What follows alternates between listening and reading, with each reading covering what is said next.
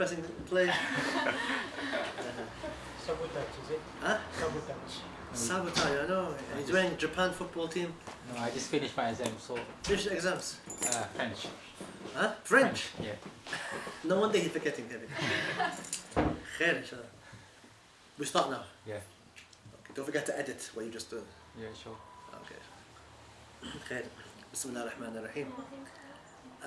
We spoke that the Prophet sallallahu alaihi wasallam began the da'wah secretly, and he would go and he would talk to those people who he thought would be receptive to the message, and he would go to them sallallahu alaihi wasallam, the best of creation, and he would tell them, I have something to tell you and you can either believe in it, or if you don't take it, then please keep it a secret to yourself, do not tell anybody else. And the Prophet began doing this, and the Prophet sallallahu alaihi wasallam, this was the beginning of the da'wah, and he would go to person after person and try to talk to them and present to them Islam. And we find that amongst the people who took Islam from our Prophet sallallahu alaihi wasallam very easily, didn't take much effort, was Sayyidina Abu Bakr radiallahu anhu. Sayyidina Abu Bakr, upon being presented with Islam from our Prophet sallallahu alaihi wasallam, became a Muslim very easy. And he's related in our traditions that he became Muslim very easily. And this is because of the greatness of the Prophet that he saw. He knew the Prophet before. He knew the Prophet didn't lie. He saw great qualities and characteristics from our Prophet, that when the Prophet came and told Abu Bakr about Islam, this only reconfirmed in Abu Bakr's mind what he already knew. He knew he was special. He knew he was somebody who had a great affair. He knew he was somebody who was very close to Allah. It's very easy to take. Doesn't need much encouraging. And we find that several Sahaba have now become Muslim. We find that Sayyidina Khadija, she becomes Muslim. And Sayyidina Ali, Karramallahu wajha, he becomes Muslim. And Sayyidina Ali, his story, how he became Muslim, is that he saw the Prophet and Khadija praying, and he was living with the Prophet. And he said to the Prophet afterwards, what's the strange thing you do? What's the strange religion that you are doing? SubhanAllah. They'd never seen anybody pray. They'd never seen anybody going up and down this strange movement. This was something alien. And he, as a boy of just over 10 years of age, very intrigued. And the Prophet explained to him that he was a prophet, and the oneness of Allah, and not worshipping statues or idols. And he presented Islam to Sayyidina Ali, this young child. And Sayyidina Ali said to the Prophet sallallahu alaihi wasallam, let me speak to my father first. Let me ask my father first, like as if seeking permission. To which the Prophet sallallahu alaihi wasallam said, don't tell your father, Abu Talib, his uncle, Prophet's uncle, don't tell him yet. What? Now we explained last week the reasons and the wisdoms, possible wisdoms, why. We answered those. But now Islam, small band of people, mostly poor people, slaves, women, children, one or two notable people. And such is the affair of da'wah. It's never the people in high places that come on to any genuine revival of this deen, ihya of any sunnah, ihya of any da'wah movement. We'll always start with the poor, so a few people, not much money, and we're going to see the efforts of our Prophet. Don't forget, our Prophet has been sent to the whole of the world. The whole of the world. Okay, this message wasn't just for the Arabs, it's for the whole of the world. And we find that the Prophet began to, a verse of the Quran came down to now publicly warn your family. So now, after 3 years of da'wah, 3 years, secret, 3 years, we're coming on to our 2nd year of teaching and so forth. But the Prophet did 3 years of just secret teaching, much like what we're doing now in the house, 1-to-1 and so forth. That's how things start. And another verse of Quran comes down now to go and warn your family, ashiratak, your family, which now presents the Prophet with a very difficult dilemma, which now is he has to now go and explain and present Islam to different people. Okay, which is a lot more difficult. It involves a lot more sacrifice and ultimately will result in a lot more difficulty. Because before the Prophet would pick people. Now he has to go and present it openly. Whereas before, people who he didn't want to tell because of their animosity and difficulty. Now that's no longer the case. Everybody has to know about it. And the Prophet ﷺ does this, and he is confronted with rejection for Abu Lahab. Abu Lahab, very interesting character, very evil character, Abu Lahab, as well as Abu Jahl. Abu Lahab and Abu Jahl. And we know the famous the verse of the Quran, Tabbat yada Abi Lahab wa tab. And the reason why those verses came down is when the Prophet publicly began to explain about Islam, Abu Lahab said, Tabban laka. Tabban is like a word in Arabic, like woe to you. Woe, it's like you brought us for this, you gathered us for this, and Allah Azza wa Jal used the same word that he used. And said, like, woe to you, Abu Lahab. And then began to talk about Abu Lahab and his father, Abu Lahab and his mother and his wife being in hell and so forth, which we'll talk about more in time. And we find that Abu Lahab, who was the uncle of the Prophet, Abu Lahab, the uncle of the Prophet, we find that despite his animosity, despite his hatred, despite all these problems that we know in the hadith, that Abu Lahab, every Monday, his punishment in the hellfire will be lessened. And the reason for that is that when the Prophet ﷺ was born and news came to him that Abdullah, his brother, had given birth, his wife gave birth to a child, that he freed a slave girl.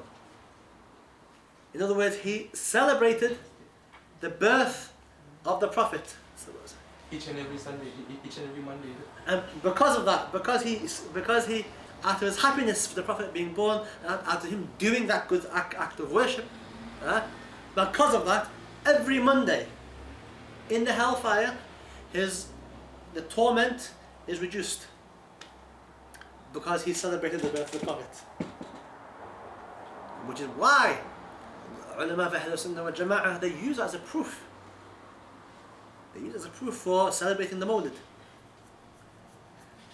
If he, as a non-Muslim, reaped the benefit that the punishment of hellfire will be lessened because he celebrated the Prophet, how much more so for Muslims? What would he's having a Mawlid in the hellfire every Monday. Because of his happiness, the fire is reduced. So how much more so for the people of heaven, for the Muslims, when we celebrate and rejoice at the birth of the Prophet. So that's one of many proofs for the Mawlid.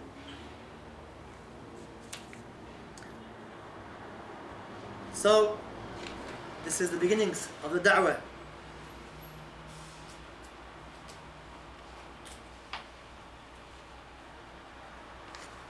Now, what begins to happen is that this religion that we are following now, where we pray, you wear the hijab, and we have classes, and we do all these things, we have mosques. There was a time when our Prophet ﷺ had to pray secretly, There was a time when they couldn't recite the Quran openly. There was a time where you couldn't publicly be a Muslim. There was a time where you would be persecuted. There was a time where you'd be tortured. There was a time where the early Muslims were forced to make a choice. You either follow the Prophet Muhammad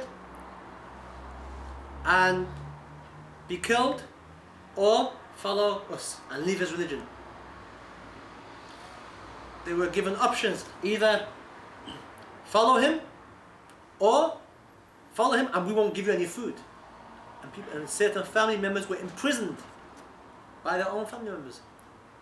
And us, alhamdulillah, mashallah, no one's forcing us stop praying, nobody forcing us to take your hijab off, nobody forcing us to do anything, nobody forcing us to not practice the deen, alhamdulillah. And most of you, if not all of you, inshallah, will live your whole lives. Nobody will ever threaten you to leave Islam, inshallah. But the early Muslims, they had this. And they had this in very difficult times. Despite that the Prophet ﷺ had patience, and he took on this great responsibility, and he was sent to the whole of mankind. Unlike other prophets, the Prophet Muhammad ﷺ is special for many things. He has khasa'is, special characteristics, khasa'is al-kubra, major characteristics, special characteristics. Amongst them is that, unlike all the other prophets, he was sent to the whole of mankind. All the other prophets were sent to their own people. The Prophet, although coming from the Arabs and being from the Arabs, was not just sent to the Arabs, he was sent to the whole of mankind. And this is why the ulama of Ahlul Sunnah wal Jama'ah say that our Prophet is higher in rank than all the prophets. And there's many proofs, many books written on it. And like we said, the Prophet we mentioned that Ammar bin Yasir, you know, Ammar bin Yasir, from the early Muslims, he said there was only 5 people. He asked the Prophet, how many people follow you? And the Prophet mentioned a handful, 5 people, a man and a woman, and a child and 2 slaves. Okay, and despite this, despite the Prophet's own family going against him, okay, and that's very important. Yeah, when you're going to any genuine revival of this deen, revival of Ahlul Sunnah wal Jama'ah, the first people to go against you will be your own people. Take as a rule, the first people to go against you, the first people to not understand what you're trying to do in the revival of this religion will be your own people, those closest to you. Why? Because this is the way of the Prophet, his own family.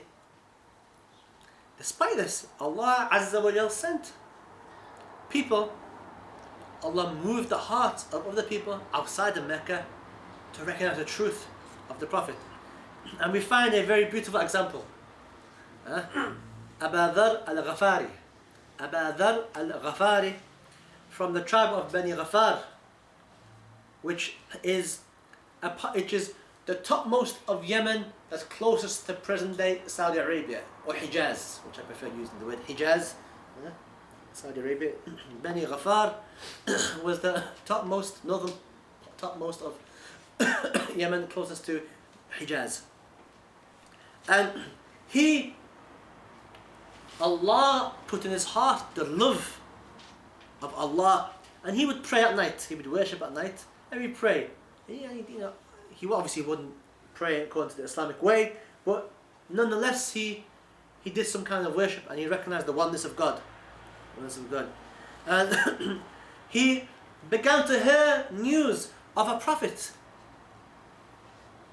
He became very intrigued by this, and he sent his brother Unais. He said to his brother Unais, go to Mecca and see if you can find any information. Go, just listen. And Unais goes and comes back afterwards. And Abu Dharr al-Ghafari asks his brother Unais, tell me what news do you have of this new prophet? And he said, this prophet calls to goodness, khair. And Unais says, I didn't ask him directly, but I heard good about him. To which Abu Dharr wasn't happy, wasn't satisfied with what he heard. And he told his brother Unais to stay behind and look after his affairs. He had some animals and so forth to look after him. And Abu Dharr himself went to Mecca himself to see what he could find out for him for his own self. And he took some provisions, some water and so forth, and went to Mecca. Before he got to Mecca, his provisions ran out. And what he began to do, he would drink Zamzam. Ma Zamzam. That's all he had. And for his lunch, and for his dinner, his meals, all he would have was Zamzam. And he said he didn't get hungry once. He did not get hungry once. And it also said that he became fat from drinking Zamzam. MashaAllah. That he had folds. He also started noticing folds in his body. No food. Despite this, he didn't speak to anybody. He just wanted to hear. He was silently listening to see what he could gather from this man claiming to be a prophet. And at night, Sayyidina Ali, Karramallahu wajhu, goes to the Kaaba and notices this man who is not from Mecca, he's a stranger. And Sayyidina Ali asks Abu Dharr, he says to him, how about you come back with me? Come back to my house. Spend the night, because he has nowhere to go. And Abu Dharr accepts. And he says, Abu Dharr says, I never spoke to him. Didn't ask him anything about the Prophet. I didn't explain to him why I was here. Nor did he ask me why I was here. And the next night, Sayyidina Ali went out and found him again by the Kaaba. Yes, subhanAllah. He's coming to see about the Prophet. He wants to know about this Prophet. He wants to connect himself to the Prophet. Sayyidina Ali, for a second night, takes him in without asking any questions. Who told Sayyidina Ali to do this? The Prophet, and he taught him good manners. And then the third night, Sayyidina Ali comes out and finds him again. Now Sayyidina Ali, being young, he wants to know. So he asks him, what are you doing here? What's brought you here? And Abu Dharr says to him, he goes, I will tell you, but you have to promise not to tell anybody. I will tell you why I'm here, the wisdom behind I'm here, but you can't tell anybody. Okay? And he's basically told him does he promise to keep it quiet? And Sayyidina Ali says, I promise. And he says, I have come because I've heard there's a man called Muhammad claiming to be a prophet. And I want to know more about him. And Sayyidina Ali says, yes, that's right. And he says, I will take you to him. I know who he is. But subhanAllah, look at the situation, look at the environment they were in, look at the circumstances they were in. Sayyidina Ali said to Abu Dharr, he said, look, I will walk ahead and you walk behind me, and I will lead you to the house. Don't walk next to me. I will walk ahead, you walk behind. And Sayyidina Ali says, and if I notice anybody's following us or watching us, then I will stop. I will put my hand on the wall and pretend to fix my shoe. And you just walk past me. That way people will realize that I'm not taking you anywhere. SubhanAllah, look, this is how Islam began, secretly. Why did Sayyidina Ali do that? Because if people began to know that there's people going there, Islam was secret. All the secret. Does it happen during the 3 years? Yes. This was during the 3 years. Okay, and this happens, and eventually he is led to the house, and he goes in, Abu Dharr, and the Prophet ﷺ, upon seeing him, and then they exchange some words. The Prophet explains to him Islam, and he becomes Muslim. Abu Dharr becomes Muslim.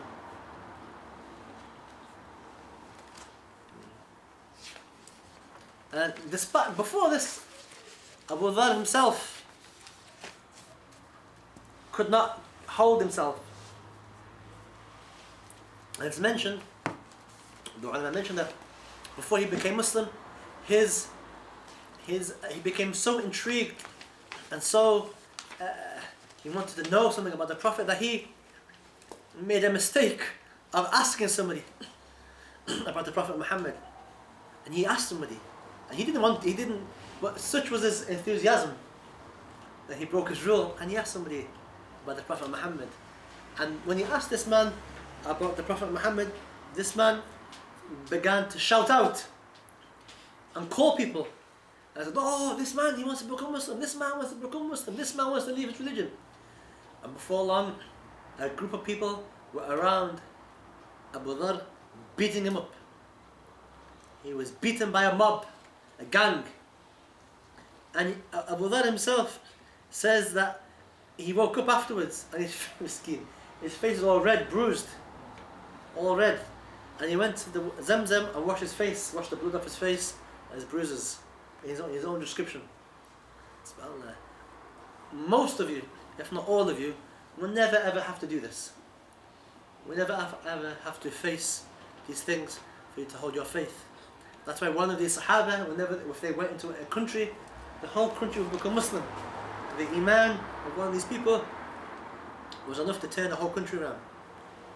But look how many Muslims here. How many Muslims are here in England? England is a very small island. Well, let's take Wales, even small. Wales is a small part. England is an island. Yeah? And Wales is very small. How many Muslims are here? How many people have become Muslim? In the past, 1 or 2 Muslims would change a whole landscape. A few Muslims, a few Sahaba. Which would mean that the Iman of one of the Sahaba now is all the Muslims in England will not equal one of the Sahaba's Iman. Because if that were true, how come the rest of the England have not become Muslim? That's something for you to think about. What's going on? You being Malaysians should know, and you do that, your country became Muslim due to a few people. Over time, a few people brought Islam. Yeah? How come the same experience, the same thing is not happening here? Because the people who brought Islam to your countries were not like the Muslims who are here now. Otherwise, the whole of England would become Muslim. If the same people who took Islam to your countries came here with the same intention, with the hearts connected to Allah Azza wa Jal, we'd have the same thing. Why? Just because England is England, makes no difference. Malaysia is bigger. Yes, you can. Okay, the Malaysian hearts are more pure than people in England. Okay, I may agree with you. But nonetheless, other countries, have had that experience. That experience has yet to be recreated here. And that's why we have to, as Muslims living here, not so much you guys, because you guys will come and go, but us living here, we're held responsible for that. So Abu Dhar becomes Muslim, and the Prophet tells him to keep his Islam quiet. Why? Because no permission has come yet to publicly tell. Abu Dhar, he refuses. He goes, no, I'm going to go out and profess my faith. I'm going to go out and publicly tell people about my faith. And the Prophet didn't want to do that. And the Prophet said, look, keep it quiet and go back to your people. And when you hear that I've gone to Medina, and he told me I will leave Mecca, I will go to Medina. And he already knows where he's going to go. He knows about his migration. He says to Abu Dhar, when you hear about that, then you and your people come to me. But Abu Dhar said, no, I want to make my Islam public. So what does he do? He goes out by the Kaaba, gets up and talks and starts giving a speech about La ilaha illallah wa Muhammad Rasulullah. Muhammad, the one who you're calling this and that, and you're calling it, he's not a prophet. I testify, there's only one God. Your statues are all wrong. And this man Muhammad, who you're waging war against, he's a prophet. And the ulama say that he was the first one to give a public to publicly announce his Islam. That's what the ulama say. Abu Dhar was the first one to publicly announce his Islam. MashaAllah. MashaAllah. In history, imagine him on Yawm al-Qiyamah, the great reward that he will get. What happens now is a group of people now descend upon him and begin to beat him. So it's a gang of people. So one of the worst type of beatings is not one person. You have a group of people. A group of people, you know, let's say if this whole room got up and went to beat somebody, which I'm not encouraging anyone to do that. Disclaimer, you know, disclaimer. You never know. 10, 15 years times, the Shaykh is the extremists encouraging people. I'm not saying that. But, just to give you an idea, you know, if 15 people are kicking you, you're going to have a lot more bruises and broken bones than if one person was kicking you, obviously. And this is what happened to Abu Dhar. And he was beaten so bad that he lost consciousness. And Abbas came and interceded for him and reminded the people, oh people of Quraysh, stop hitting him. He pleaded with them. He said, Abu Dhar, he comes from a tribe, the tribe of Ghaffar. And just to let you know, they were famous. The tribe of Bani Ghaffar were famous for being highway robbers. Being highway robbers. Highway robbers. Robbery. Yes. If the people were traveling, then this tribe, you know, they were famous. This tribe, they were like, for lack of a better word, just to give you an idea, they like were organized crimes, organized like the mafia. Yeah, so it was like somebody from the mafia being beaten up. If you beat somebody up, and he's from that particular family, then you're going to draw the attention of the whole of the family against you. Obviously. And that's Abbas was telling them, no, wait. He belongs to that tribe, and if you have any sense, and you have fear for your own belongings, you know, then I would not hurt him anymore. I would leave him because you will no longer be safe anymore when you travel. You know, they'll be singling you out and robbing you. So when they heard that, they stopped. They realized. And Abu Dhar, mashallah alayh, he regains his consciousness and so forth, gathers himself up, and mashallah, he comes back the second day, gets up, does the same thing about the Kaaba. Oh people of Quraysh, La ilaha illallah, he's all bruised, miskin, Muhammad Rasulullah. And the people now and they get up and they go to beat him up. Look what you have. You have a man who's come from outside of Mecca, who belongs to a tribe well known for highway robbery, and Allah has took him, has made him one of the first person to publicly announce his Islam, from a tribe well known for doing bad things. SubhanAllah. And you got people, the notables, the high people of Quraysh, not accepting Islam. That's a sign.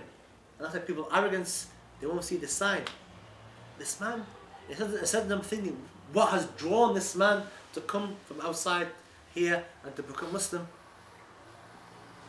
What he's seeing that we're not seeing, what he's recognizing in this man Muhammad sallallahu alaihi wasallam that we have failed to recognize.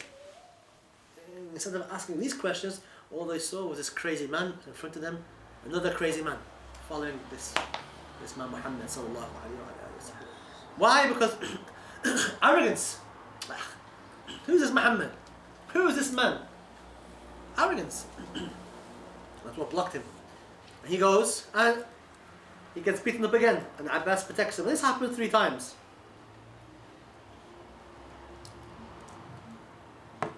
And each time he's gaining pleasure by doing this. For him, there's satisfaction. I'm doing something right. I'm getting beaten up. But each time this is happening, he's getting a satisfaction, getting a pleasure from doing. Otherwise, why would you do that? Why put yourself in harm's way to be beaten up. Unless you're crazy, which he wasn't. Otherwise, he's benefiting from, he likes it. Teaching us then, doing da'wah. MashaAllah. And Abbas then has had enough. Abbas says, look, enough's enough. I think be gentle on yourself. And he was told then to go back to your people. And he went back to his people. And what he did, he went to his brother and explained to him Islam. His brother becomes Muslim. He then goes to his mother and she becomes Muslim. And he begins to explain Islam to his whole tribe. Half of the tribe become Muslim. A tribe known for being thieves, organized crime. Half of them become Muslim. You see, it's powerful. Allah guides whomever He wants and misguides whomever He wants. That's why we should not think anybody who is not Muslim, they're too far. Abadan. Abadan. This is showing. And the Prophet's own family in Mecca, not Muslim. You got people from outside, mashallah, coming and becoming Muslim. And the other half of his tribe they remain not Muslim, but when the Prophet makes hijrah to Medina, the other half go to the Prophet and the Prophet explains Islam to them, and the other half becomes Muslim later on. So the whole tribe now, mashallah, becomes Muslim. How Allah Azza wa Jal guides people. Allah made this man, in his heart, something moved in his heart. Allah stirred the longing in this man's heart to know Allah. And that's why a person who wants to know Allah Azza wa Jal, Allah will open up the doors for him to know. You could be in the heart or in the depths, in the darkness of kufr. You could be a drug dealer, drug addict. You could be even a prostitute. And you can have a moment where you want to change your life, and Allah Azza wa Jal will take that moment and open the doors for you. And because of Abu Dhar, something in his heart moved. He wanted to know. Allah put it into his heart. Allah wanted good for him. But Allah wanted the good for him when Allah saw that he wanted good. When this happened, Allah opened up the doors for him. And he met the Prophet and he became Muslim. His mother became Muslim. And his brother became Muslim. And half his tribe became Muslim, and another half became Muslim with the hands of the Prophet. The whole tribe became Muslim. The whole of the tribe saved. Alhamdulillah. All because of one man. The power of one. One man challenge. So, this is the beginning of Islam. Difficulty that they went through. We find a similar situation that Sayyidina Abu Bakr himself wanted now to go and publicly teach about Islam. Abu Dhar was the first to publicly announce his Islam. But Abu Bakr was the first one to give a khutbah, a sermon. First khutbah that been done in the history of Islam was by Sayyidina Abu Bakr. The Prophet told him no. We haven't got enough numbers, we're few. Abu Bakr pushed it. Ya Rasulullah, let's go and do this. Let's talk openly. We have the truth. At this moment in time, the Muslims were 39 in number. 39 in number. And Abu Bakr convinces the Prophet to go with this plan that he will go and give a speech. So they go, and Abu Bakr then gets up and he delivers a speech. He delivers a speech about Islam, a khutbah.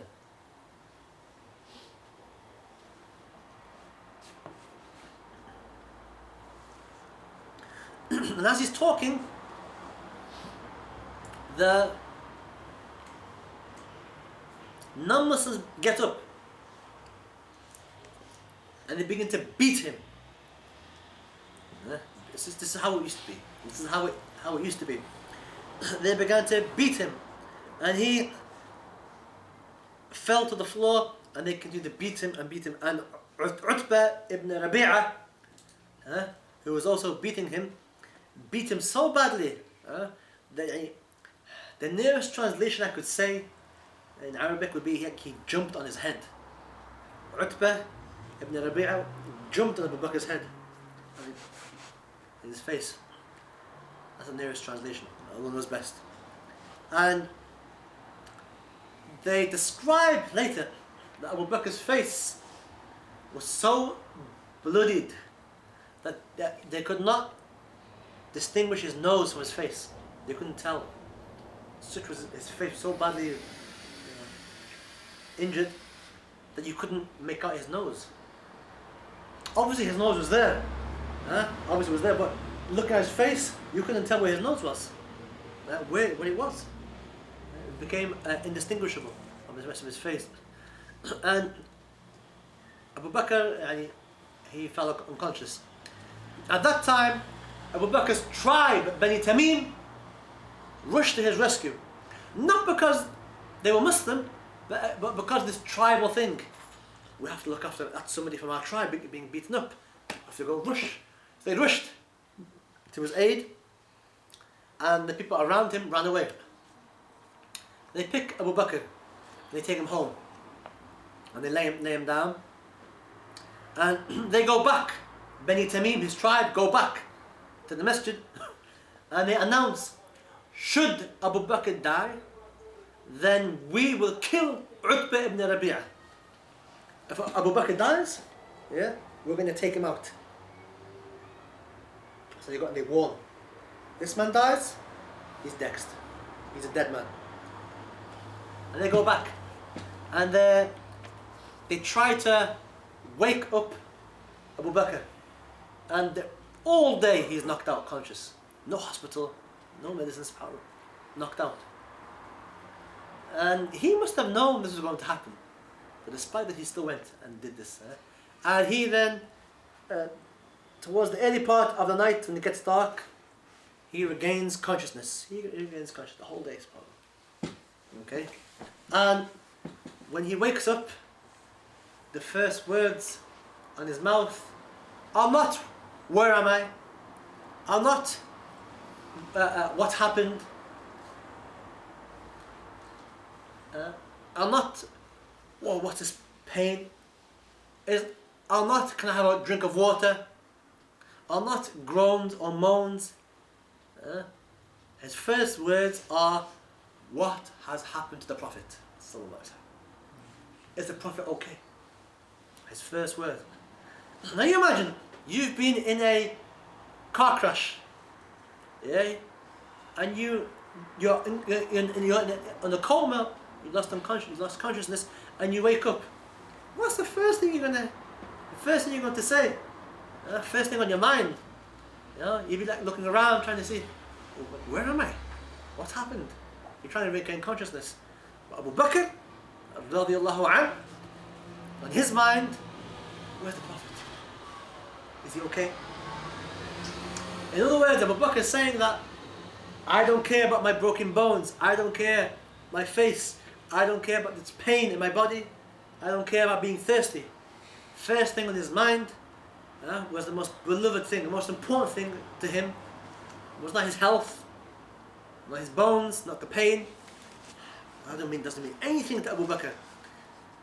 Abu Bakr, where is the Prophet? Is he okay? Is he okay? His tribe get angry. They say, woe to you! This man, because of this man, you've ended up here. And you're asking, where is he? So they shout at him. And they go to his mother, and he tells his mother, and give him some water, and look after him. And they can't understand it. What's wrong with you? They haven't realized that Abu Bakr has connected himself to the best of creation. That Abu Bakr now has his heart connected to the one who Allah loves in the whole world. Allah loves nobody more than the Prophet sallallahu alaihi wasallam. He realizes this. He realizes the greatness of this man. And he realizes the hadith that was revealed afterwards. He already realized it.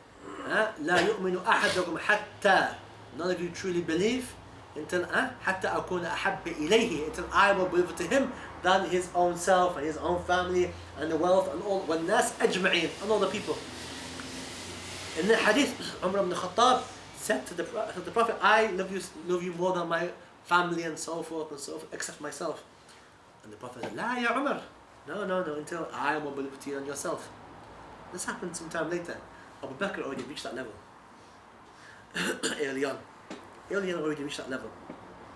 His mother then comes to him, tries to nurse him back to health, giving him some water. Abu Bakr again asks, ما فعل رسول الله? Is the Prophet okay? Where is he? And she tells him, look, leave that for now. Gain your health. And Abu Bakr says, what news? What's the akhbar? What's the news of the Prophet? If you heard anything about it, is he okay? And his mother, obviously, can't understand. And Abu Bakr then tells his mother, go to Fatima bint al-Khattab. Fatima bint al-Khattab, who is Umar ibn Khattab's sister. Abu Bakr tells his mother, go to her and find out. Go to her and ask. Why? She's a Muslim. She's a Muslim. And nobody knows she's a Muslim.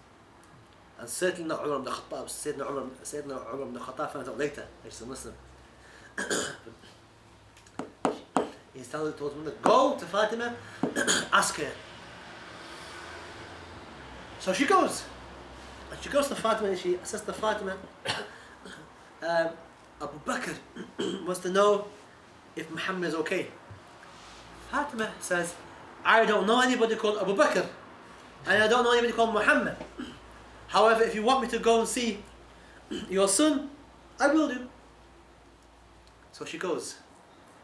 And she comes and she sees Abu Bakr. And when she walks in and she sees Abu Bakr in the pain and injured, she screams, she shouts, and she curses out the people who've done this.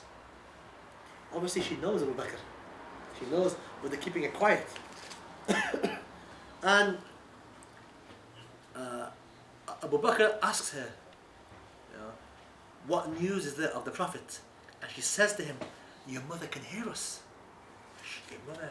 And he says, no, don't worry about my mother. Is he okay? And she then says to him, he's okay. Now you would think now that you would, you being in his situation now, say, khalas, he's safe, he's okay, nobody's harmed him. And then you think then, okay, it's been a long day, I've lost consciousness and so forth, I can barely walk, I'm going to relax. Abu Bakr then said, I won't drink anything, I won't eat anything until I go and see him myself. Until I go and see him myself, I'm going to go to see him. And he can't get up. In the narration it says that he leans on his mother on one side and leans on Fatima on one side, and they take him. And because it's at night, it's dark, no one can see. And then he very slowly, imagine you having an accident, in a crash, and walking out of the hospital. MashaAllah. And MashaAllah, they call the police on you. You have to relax. Abu Bakr, I want you to go. And they take him slowly, they take him to the Prophet's house. And the Prophet sallallahu alaihi wasallam, when he saw him, the Prophet hugged him. And the narration says that the Prophet began to cry and Abu Bakr began to cry. Both of them began to cry. So look at the closeness. How many Sahaba wished they would have had that situation? How many Sahaba wished they could have been there with Abu Bakr? The early, in the circle of Sahaba. Not all the Sahaba are equal. They're equal in terms of their Sahaba. not all the Sahaba are equal in ranks. Certain Sahaba are closer. And Abu Bakr had this, mashallah, had this close relationship with Abu Bakr. The Prophet had a close relationship with Abu Bakr, and Abu Bakr had a very close relationship with the Prophet, his friend. Mashallah. So this is a glimpse of what they had to put up with. This is an introduction. Unfortunately, it gets worse. Doesn't get any better, it gets worse. And as we mentioned, Sayyidina, the Prophet now is given the verse to go and publicly announce and talk about Islam. And he was a bit disturbed by this, because it's difficult, it's going to cause problems. And Jibreel came and encouraged him to go and do this, strengthened him. And what he does, the Prophet, he arranges some food and some sheep. It's roasted meat, and some food is made. And the Prophet calls his immediate family, Bani Muttalib, his immediate family, approximately 40 in number. And food is cooked, and the Prophet distributes the food to his family members. And Sayyidina Ali, upon seeing this, he says that one of them could have ate the food themselves, because the Prophet, he distributed the food himself with his blessed hand. The barakah of the food increased. And all that was remained was traces of their fingers in the food. And they all ate their full. And before, obviously the Prophet, his idea behind gathering them was what? For da'wah. Which is very important. If you want to do any kind of da'wah, food is a good example of a good forum. Here's the Prophet doing it here. Inviting them for food. And then, so when the Malay community do any gatherings, any da'wah gatherings, and you want to encourage people to come to your gatherings, then follow the way of the Prophet sallallahu alaihi wasallam, making food. Because you'll find some people who won't come to your gathering. But if there's some sambal and some rice and some chicken, they'll come. Had the Prophet maybe told them, come, I want to speak to you, they wouldn't have come. Because he told them there's some food, they came. And then that's so it's a very, very useful technique in da'wah. Follow our Prophet sallallahu alaihi wasallam. There's a whole science of da'wah, and it's called fiqh al-da'wah. Fiqh al-da'wah, understanding the da'wah, how to do da'wah. There's fiqh of sharia, 4 madhabs, but there's a fiqh of da'wah. Despite him doing this, Abu Jahl anticipates that the Prophet is about to say something. And he gets up and he hijacks and he says, look, I hope he didn't cut after eating. He's at his food. He goes, I hope you haven't called us to talk about this religion and so forth. And he takes it somewhere else. And the Prophet remains silent. He's quite upset. And the Prophet ﷺ gets upset at this. Despite this, the Prophet does the same thing again. Food. And they come back. Food, you're always going to get people to come back. And he repeated the same thing. However, this time he anticipated Abu Jahl. And he spoke and he praised Allah and he began to talk about Islam. And they didn't accept what he had to say. And the Prophet has told them, who from amongst you will follow me? Nobody listened. Sayyidina Ali, a young boy, he gets upset. He sees none of his family members, because Ali and his family, they're his family. None of his uncles, they're all silent. Sayyidina Ali gets upset. And Sayyidina Ali gets up. And he's a Muslim already. Sayyidina Ali said to the Prophet, Ana ya Rasulullah, I, O Messenger of Allah, I will follow you. And he's already following. But he doesn't want the Prophet, nobody to follow him. So he gets, I'll follow you. And the Prophet gets happy, he wipes his head, yeah, and he says, who's going to follow him amongst you? But then, the arrogance, the kibr, we, the elders, follow a boy? No, wait, it's crazy. A boy? He's our leader. And the Prophet actually says that this is, who will follow this boy, the leader, he's your leader. It's words to that extent. Words to that extent.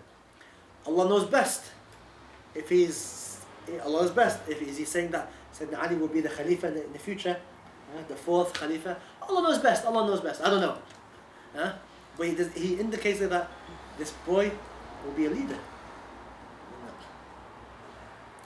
MashaAllah. And then obviously arrogance. Arrogance is a big problem, and it prevented a lot of them. And arrogance is a downfall for a lot of these people to go to hell.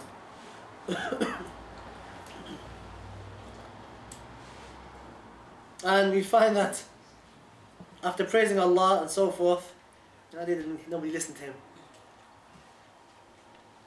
And he actually says in his speech then, he goes, if I was to lie to people, and don't forget he was known as Al-Amin, the trustworthy. He said, if I was to ever lie to anybody, people, I would never lie to you, my family. If I was to ever deceive anybody, I would never deceive you. Even if I was to deceive, which he wouldn't, and he didn't. But if I would never lie to you, my family, I would never deceive you. Very beautiful words. And he says, I have good for you, and he talks about Islam. And Abu Talib is the leader, the elder, he allowed him to speak. And Abu Lahab didn't like this.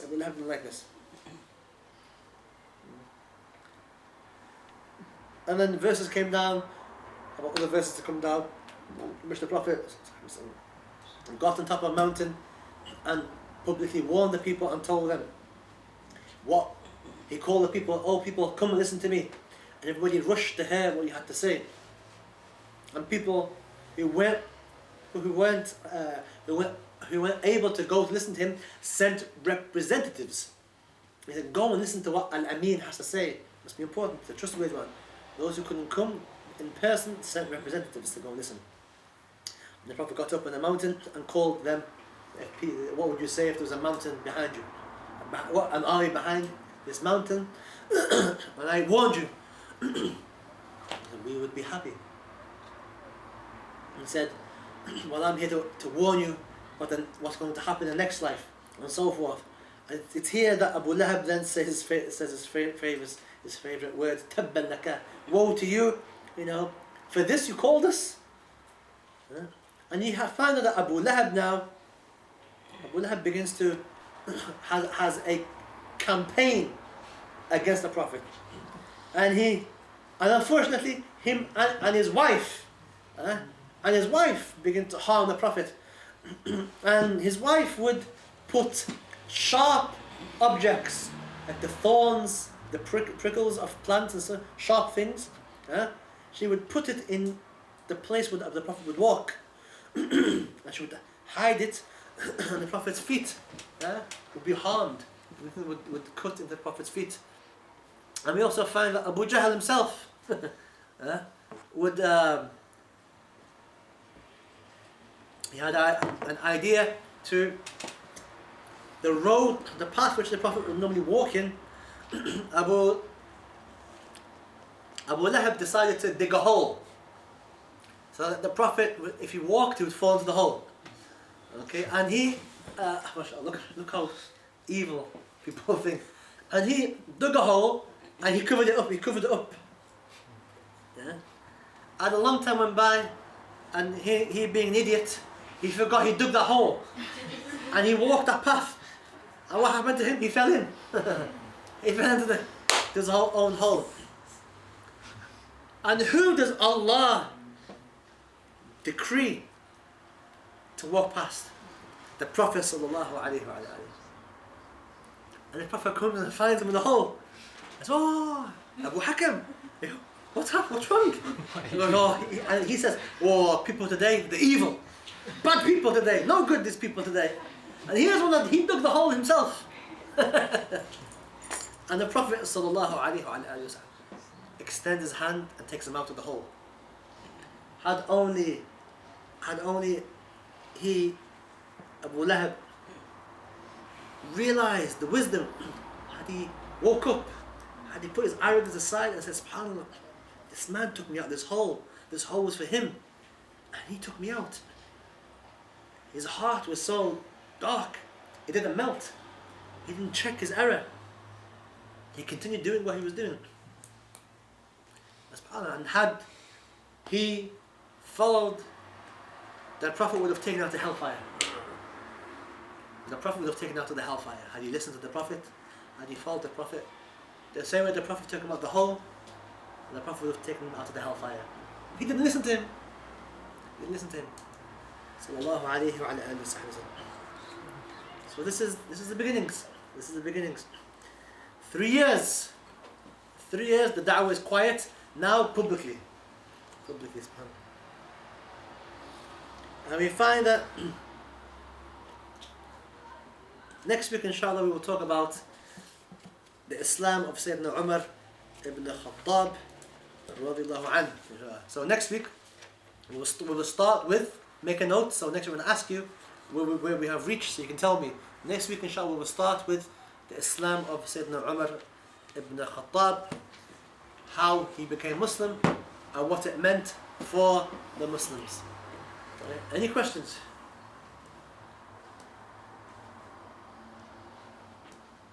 Any questions?